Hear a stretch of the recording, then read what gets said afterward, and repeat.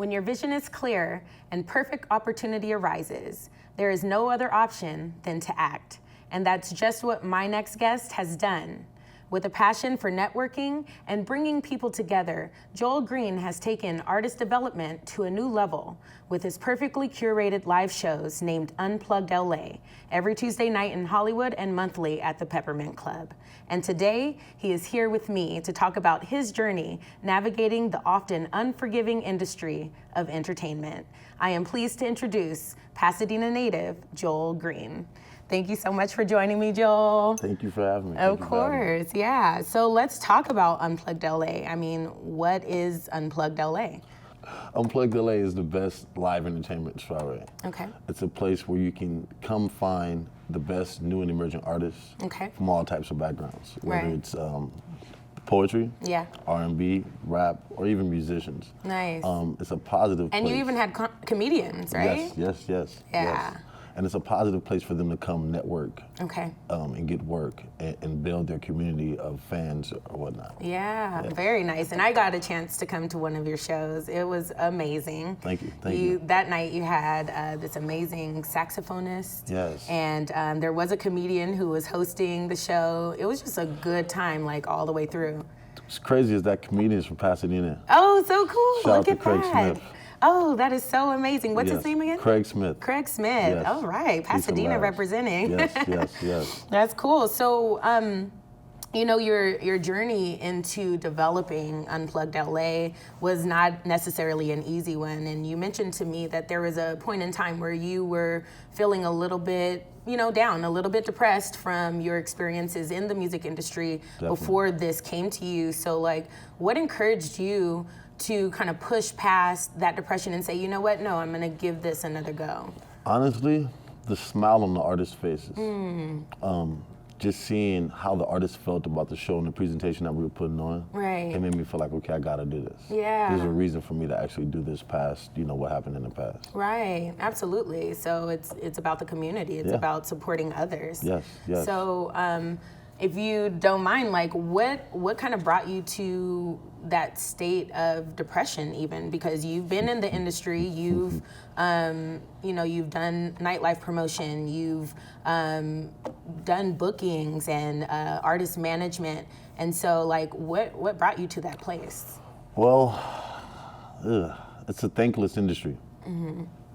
So you can pour all your resources, all your connections, everything that you've ever built up, you can pour that into an artist, and then it can all go away. Yeah. If the business isn't right, if just things happen, sometimes people grow apart. Yeah. And your visions don't actually match up. Interesting. Yeah. And that's how it could happen. Yeah. Ironically, my mentor, he's from Pasadena too. His name is Chipmunk. Okay. He went through that same type of situation, probably like back in 2007. Okay. I never saw myself going through that, but he would always like kind of coach me like, yo, when this happens, keep your foot on the brakes because it's gonna happen. Yep. And it happened. And it did. And it Yeah. So that's a tricky thing then. You really have to be committed to the industry that you love. You have to love it. It sounds like. So, I mean, UnplugdLA is such a really great program. Why is it important for artists to be involved in something like UnplugdLA? Honestly, the artists don't have enough stages. Being in LA, there's a lot of hoopla. There's a lot of different scenes, and you can get caught up in the wrong rapture. Got you. Coming from the nightclub scene, I wanted to create a platform that was easy for artists who didn't have fans to come get fans. Nice. Okay. So that's why it's actually important for the artist to do a show like Unplugged, because you're coming to LA and you're getting maximum exposure at a beautiful venue in Hollywood, California. Yeah, that's awesome. And I guess also in addition to attaining fans at the show, performing at the show, a lot of your artists may even be exposed to people in the industry who happen to come to the show, and who knows where that would be able to lead them. So that's really awesome. It's the opportunities are endless. Yeah. Especially when you play a show like Unplugged, where we are now. a lot of people are looking at that like this is the place that they have to perform before they go into their next journey into their career. Interesting. So you see a lot of really good artists. What do you think are the top characteristics that make a good artist? The top characteristics that make a good artist, they have to be coachable. Yeah. A lot of times you get artists that come in feeling like they know everything. Yeah. But there's a reason why that you need a team. Right. So we can actually help you win this game that you're trying to win. Yeah. So I would say being coachable, being humble. Humble is like, I've seen artists make it very far just on being humble. Right. And I've seen great artists not get as far because they weren't humble. Gotcha. And I think the next one is just having the will. We live in an era where it's not really about talent. Even though talent is king, don't get me wrong. I believe talent is king, but as long as you have those 3 characteristics that I mentioned, you're gonna get further. You're gonna go, You're gonna go further. Yeah. So how did you get started in the industry of booking talent and managing talent? I was throwing college parties. Okay. I was throwing college parties. One of which I did attend. I was throwing college parties, and these rappers at the time, it's crazy because I used to, I liked more East Coast rap than West Coast rap. We won't hold that against you. I'm sorry, guys. I'm sorry. I got approached by some rappers after, because they used to come to our parties, and they were like, you know what? Y'all should manage us. Me and my partner at the time, his name is Brandon Moore. He's a great guy as well. They came and asked us to manage him, and we like, at 19, 20, you're not gonna say no. Right. We didn't know what we were doing, but we was gonna figure it out. Yeah. And that's what made us start, and that's what made me do it. That's awesome. Yeah. So you spoke about a partner, and earlier you were talking about artists needing teams. Let's talk about your team, your UnplugdLA team. Like, what? Tell us about it. Like, how many people do you have? What are their positions? Like, what makes a show go? I have about. Well, honestly, I got about a 10-person team. Nice. I have brand ambassadors. Okay. The ambassadors are the eyes and the ears to the streets. They keep word of mouth has been king for Unplugged. And they keep the good buzz about Unplugged in the streets. Okay. Our brand manager, her name is Bree Lee. She makes sure the brand is intact no matter what. Like if she sees a folly online, she's gonna let you know. Right. From media, she makes sure all the media components are on point and everything is like exactly how it's supposed to be. Nice. We also I have a background vocalist team. Oh wow, very nice. Yes. So my background vocalists are like the house singers. Okay, yeah. They make every performance, they give every performance that oomph. Yes. A lot of times artists come and they don't have backgrounds, so they don't have an actual full performance. But those background vocalists, they're key because they make everything full. Absolutely. And then all these people play key roles in bringing forth the vision of Unplugged. Okay, Yeah. Got you. Very cool. So, you mentioned to me that, growing up in Pasadena, there were a lot of people around you who, like your friends, now they may be dead, they may be in jail, they may just not be doing anything. We all have those people in our lives. Right. What allowed you to be influenced to do something different? I didn't want to get caught up. There's a corner, if you're from Pasadena, you know this corner, it's Fair Oaks and Orange Grove. I used to despise the old people that I would see kicking in front of Church's Chicken. I never wanted to be like that. Interesting, yeah. And I didn't want to end up being like older homies who end up going to jail early and wasting their whole lives. Yeah. So that motivated me to do something different. I couldn't be like what my surroundings were. Yeah. So I always would strive to get out of that surroundings or whatnot. Yeah. Even if it was me going to the Pasadena Public Library to get away from the hood, Yeah. I would kick it at the library for 3-4 hours a day, study some marketing, study some promotional anything, whatever, just so I can get myself out of that type of situation. Yeah. I will say the libraries were very key for me too, growing up here, and even Altadena and Pasadena, like that was my after school program technically. So people don't understand how clutch the library is. Yeah. Like, it's crazy. It is. You're right. And we have a ton of resources here. We live in a great community here in Pasadena, Altadena, and we were privileged to really be raised here, to be able to have those accessible and free to help give us that outlet. So that's cool that you Shout out mentioned to that. shout out to the Pasadena Public Library. Yes, and Altadena Public Library. Yes. So, what are the future plans for UnplugdLA? You mentioned what you guys are doing now. You guys hold a show every Tuesday at Station 1640 in Hollywood. Yep. You do a show once a month at the Peppermint Club, which is really great. But tell us more about expansion or what other programs you're interested in getting involved. Coming up, we have a 5-year anniversary. Nice. We're gonna hold Congratulations. it. Thank you. Yeah. We're hosting it in June around the BET Awards. Okay. That's what we have coming up, and currently we're in the process of putting together our first world tour. Nice. Okay. We have 13 cities in the States and then 4 cities in London that we're going to be hitting. Cool. Just pretty much trying to further the brand of Unplugged. Going forward, we're going to start doing more monthly community initiatives. Wonderful. Right now, we only do 2 a year. Okay. So we come together between Thanksgiving and Christmas to feed the homeless. So there's an actual shelter that we feed. Okay. Every Thanksgiving and every Christmas. It's a homeless shelter in South LA for young women and children. Okay.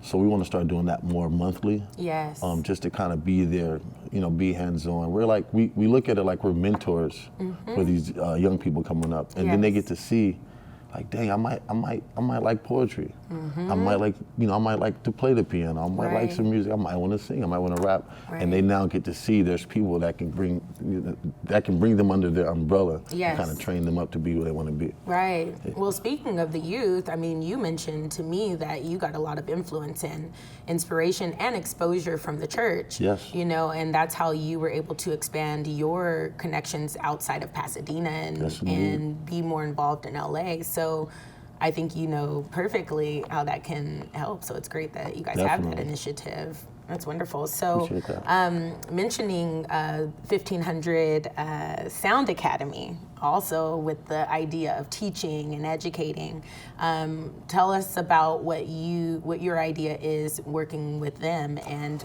having your artists work with them or learn from them. Well, I want to explain who 1500 is. Yeah, please. They're Grammy-winning producers. Not just Grammy-winning producers, they're church boys.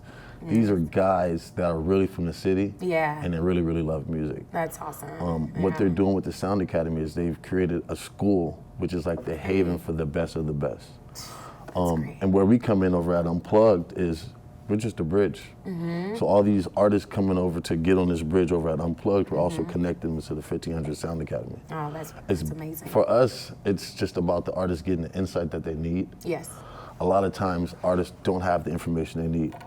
At 1500 Sound Academy, they're always giving them the information they need from people that really work in the music industry right now. So that's why it's vital, and that's why we have bridged that gap. Right. So speaking of information that we need, you told me you're an avid reader. So tell me about your top maybe 3 books, but then you mentioned one book in particular that really inspired you. Okay, so there's 3 books that I would recommend everybody read.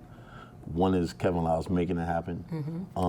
It's an amazing book on his journey from intern to president in the music industry over at Def Jam. That did a lot for me when I was younger, just to see, okay, this is how he navigated, this is what I'm doing, this is how I can apply myself and continue to do what, to continue to put myself in that type of position that Kevin Lyles was in. Right. Another one would be The 7 Habits of Highly Effective People. Okay. It's an amazing book. Yeah. And that's the type of book you have to read probably like once every 3 months. Okay, to stay fresh. Stay fresh. Nice. Then the last book is tricky. I love it, but everybody else has their ways of thinking about it. It's the 48 Laws of Power. Yeah. It's all in how you use it. It's all in how you use it. It's all in how you use it, but it does prepare you for a lot that you're going to come in contact with in the music business. Right. There's one more. Yeah. The Power of the Subconscious Mind. Oh, okay. I got that book at Pasadena City College, actually. No, at the library, at Pasadena Public Library. And that book really, oh my gosh, it changed my whole everything.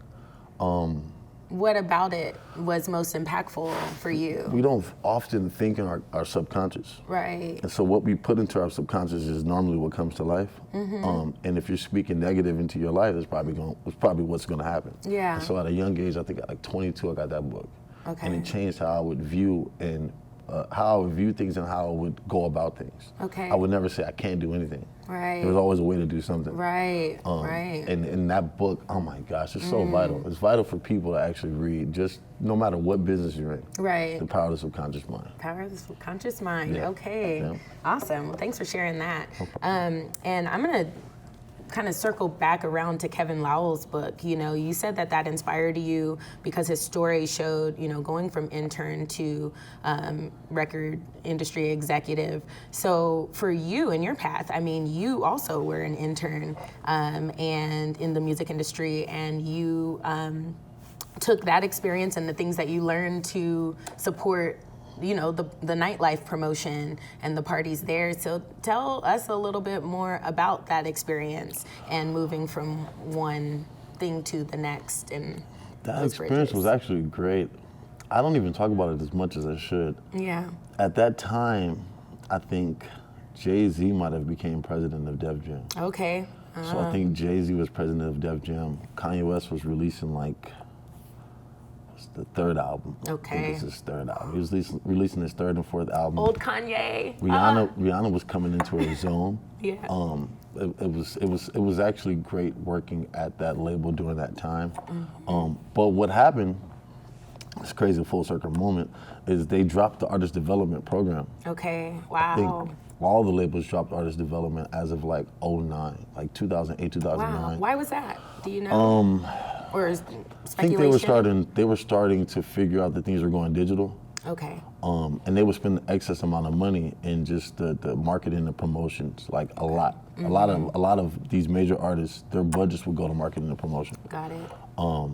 And the labels, it was a lot of wasted stuff. Got you. We liked it. You know, the fans, we love getting the free stuff. We love getting the posters. We love getting the CDs. Right. But where we are now, we live in a digital age. Right. So all that stuff is actually almost obsolete. Yeah, right. I remember my CDs and the covers and just loving to look at the pictures, but yeah, we don't get that anymore. And I think record stores are closing down. Yeah, So the fact that they had the insight to know that record stores were closing down, it was going to always be difficult for them to do the promotion that they needed. Wow. So they just chopped it. And people I was looking up to, people I was working under, it's like, I'm about to do something else. I'm going to go into this career. I'm going to go into this career because I can't keep doing this music business stuff. Right. At that time, I'm young. I'm not noticing. I'm like, man, look, we about to keep this torch rolling. Yes. I'm not going to continue working with them anymore. I'm going to just go take what I learned and, you know, do it in the streets.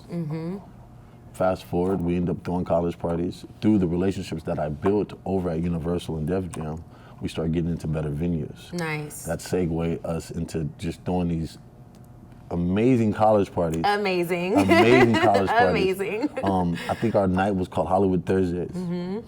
We had this idea of bringing one thing. Okay, so I was like 24, and I would start to go to 21 over parties, but there would be no celebrities in Hollywood. So they'd be like, "Yo, come to Cameron's album release party," and you get there and there's posters. But see, from working with the label, I know how that play worked. Yeah. All they do is call us and be like, "Yo, just come merch out the venue." But the people in LA are thinking they're going to see a celebrity, but we know they're not coming. Wow. So with Hollywood Thursdays, I always wanted to make sure the artists came. Showed up. The artists showed up. And once we got our first artist to come, it just started steamrolling. Okay. And the rest was history in terms of just creating this big brand of a night, which impacted LA for years to come. Right. Wow. That's so cool. And even before you got with Def Jam, I mean, here in Pasadena, you worked with Get Right Productions. Yes. And then that led you to start your own thing, Stay Fresh Entertainment. So talk a little bit about Stay Fresh Entertainment and what you learned, because that was you kind of like as an entrepreneur doing your own thing separate from a team, and maybe you had to develop your own team. You know what? That's like a life lesson, you know, for entrepreneurs out there who don't have the mentorship. I thought I had it all together when I started Stay Fresh because I started Get Right in Pasadena, and we ended up separating ways. They continued the brand of Get Right, but I ended up starting to Stay Fresh because I wanted to show my guys, like, look, bro, y'all tripping. I really know what I'm doing. The funniest thing is that our first couple of parties were flops. Nope, it's a lie. My first party was sold out. Okay. But it's cheating. Yeah. I did a USC-UCLA football game after party. Oh yeah, okay. It's a cheat code. It's like 1,000 people there. We made so much money. Yeah. And so we tried to come back and do another one. And it was we called the event School Days. What I would do is, because I dropped out of college, okay. so I would fake go to everybody's school. So I fake went to Northridge for like 3 weeks to the open enrollment situation. We threw this party. We had 5 people there. Wow. Oh my goodness. We had 5 people there. It was a humbling experience. But it taught me, okay, this is how we got to approach every event from there forward. That's right. Up until, with Stay Fresh, honestly, we did a lot of events, but we started to segue more into the music management. Gotcha. And started booking artists for different shows or whatnot. So hence the entertainment at the end. Got it. And then that eventually led you to the internship with Def Jam, which allowed you to have those venues. Yes. So it's funny because it sounds like your journey, every piece, every position that you were in played a part in the bigger picture of the puzzle. Yes. Yeah. And I gotta say this, all that work was free. Yeah. I did it because I wanted to do it. Yes. That's a lesson. A lot of times people come into a situation, they might do it for like 2 years, 3 years, like, man, where's my money? Right. I gotta get paid. Yeah. You gotta put them hours in. You do. Because you have to get that knowledge. You have to get the knowledge, you have to know how to move in these certain situations. And you're not gonna get that if you don't put those hours in. That's right, So yeah. I did it for free because I was passionate about it. Yeah, and it was what you loved. Yes, indeed, definitely. So, I mean, what's next for you? Next is a job at the label. Okay. I've always wanted to work over at Def Jam in like some type of executive role. Once I feel like Unplugged is where it should be, Yeah. I'm gonna segue into a position over at a record label. That's awesome. Yeah, and it'll be good to have your expertise and your experience and, you know, just thinking about what you said about things going digital, you know, back then, who knows where we're headed now. Technology grows exponentially, and so you could really probably be a benefit and an asset to them. 1,000%. I remember being a kid, not a kid, but I was like 23, selling CDs in Hollywood. And some guy would come up to me like, yo, man, everything's about to go digital. And I was like, Like, who is this lo guy and talking behold. to me? Fast forward, everything really went digital. And Yeah. I was like, why was that guy? Right. Why was that guy? Right. So now I listen. Yeah. I listen a lot. I even go to trade shows. Nice, good, that's smart, yeah. That's a cheat code. And I would actually tell people, you got to pay me for me to tell you this. Yeah. But that's a real cheat code. Yes. You go to this tech convention or whatnot, and there's so many different things you're going to get like open to. Absolutely. Oh man, the sky's is the limits. Absolutely, Sky's the yeah. limits. And that's the thing with tech, it crosses so many different industries. Yes. It's kind of like communications. It's like there's going to be communication in every industry, so tech can work in every industry. So yeah, those trade conventions probably are I'm glad you very mentioned key. communications. Yeah. That was the one class at Pasadena City College that I took that changed everything for me in terms Nice. of like how I know what I know now. Just certain verbiage they would have in communications. I didn't know when I took that class as Yeah. a freshman PCC that it was going to be this impactful. Yeah. It's wild. Well, as we bring everything to an end, what are some pieces of advice that you would share with those folks out there who are watching, who are inspired by you, inspired by Unplugged, are on their own path, whether in the industry or not? Like, what is something you would tell them? Never stop and never settle. That's Hennessy's slogan, but it rings bells. In this journey, you got to keep going. Yeah. It's going to be raining. It's going to be thunderstorming. There might be tornadoes, earthquakes. You're going to make it. Yeah. Just Might keep be on going. coronavirus. Exactly. I mean, Ebola, whatever. Right. You're going to make it. You just got to keep on going. Your breakthrough is on the other side of your struggle. Yes. So you're going to have to struggle through it sometime. That's right. But then that's when the breakthrough comes through. Yeah. They often say find the comfort in your discomfort. You know, and if you Yes. can do that, then you can kind of roll with the ebbs and flows that will come. So that's really powerful. And yeah, thank you so much. No problem. Yeah, Thank you. of I course. appreciate you. This has been Jasiriously Speaking, and we'll see you next time. Thank you.